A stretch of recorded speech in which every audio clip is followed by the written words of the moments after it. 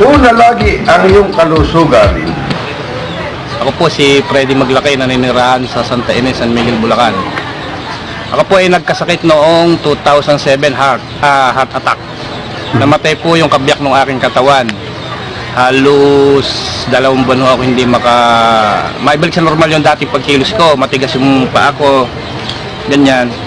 Ginagalaw lang, may tiga-alalay. Pinagme-maintenance po ako ng ospital noon na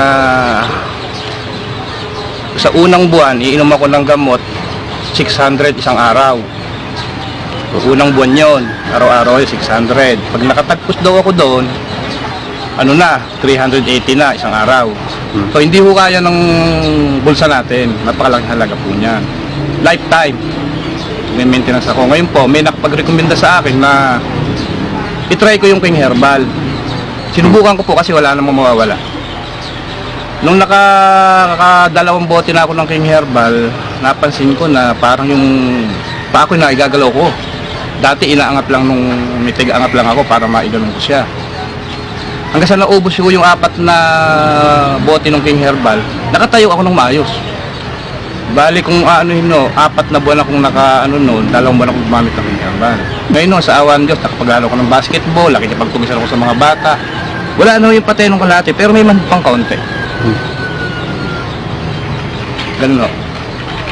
Kaya ako, ang maipapayo ko sa iba dyan, imbis na, hindi ko naman pinipigilan na gamot medisina ang mga ospital ang gamitin nila. So, itry nila yung King Herbal. Napakabisa talaga.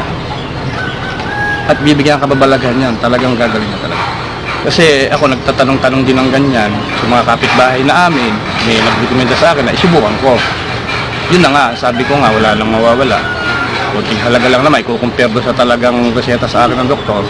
Halos wala pa sa 1/4 na magiging halaga, nakakailanganin ko. Pero wala na.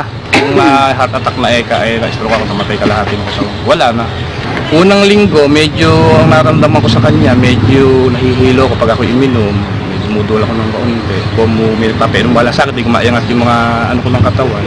Sumunod na tandang-tanda ko siya. 8 days ko lang ininom yung isa. Nung mayari yon, yung pangalawa, ako na mismo uminom. Wala na ako inuutusan.